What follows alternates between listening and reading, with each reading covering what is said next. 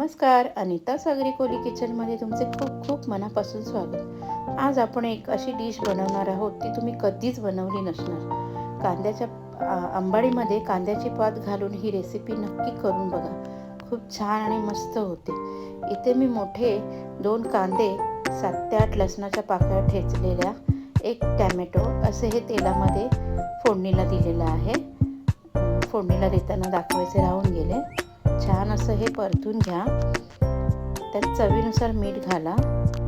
म्हणजे कांदा शिजताना मीठ घातला की तो कांदा लवकर शिजला जातो. आता इथे छान असं लालसर होईपर्यंत आपण परतून घेऊया. आता आपला कांदा लाल झालेला आहे. त्यामध्ये अर्धा चमचा हळद आणि 1 चमचा लाल तिखट असं हे घालूया. छान ते पण एकजीव करून घेऊया.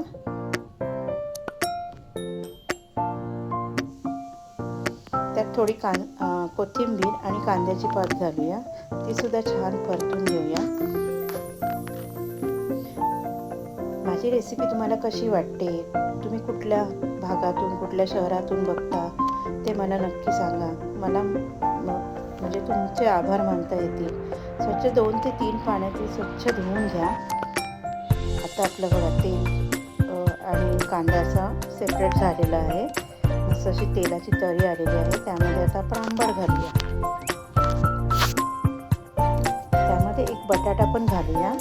इथे वांगं पण घालतात. वांग्याने आणि बटाट्याने ही भाजी म्हणजे खूप छान आणि मस्त होते. माझ्याकडे वांगा नसल्याने मी बटाटा घालणार आहे. साल वगैरे काढून छोट्या फोडी करून त्यात बटाटा घाला. आता वाफेवर 10 ते 15 मिनटं शिजू द्या. 2 आमचूर घाला.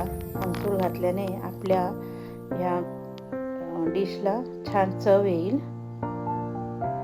बटाटा शिजलेला आहे. आता आपली ही आंबाड रेडी आहे.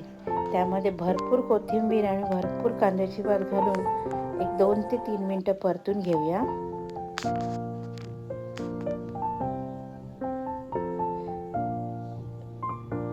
रेसिपीला लाईक, शेअर, सबस्क्राईब करायला विसरू नका आणि मित्रमैत्रिणींमध्ये शेअर करा. बघा इथं आता आपली आंबाड तयार आहे. आता आपण डिशमध्ये काढून घेऊया. मी चपात्या बनवल्यात. तुम्ही भाकरी, भात, गरमागरम भात, भाकरी, चपाती ह्यासोबत सुद्धा खाऊ शकता. टिफिनला सुद्धा देऊ शकता. अप्रतिम अशी ही डिश होते. नक्की ट्राय करून बघा आणि पुढच्या रेसिपीला लवकरच भेटू.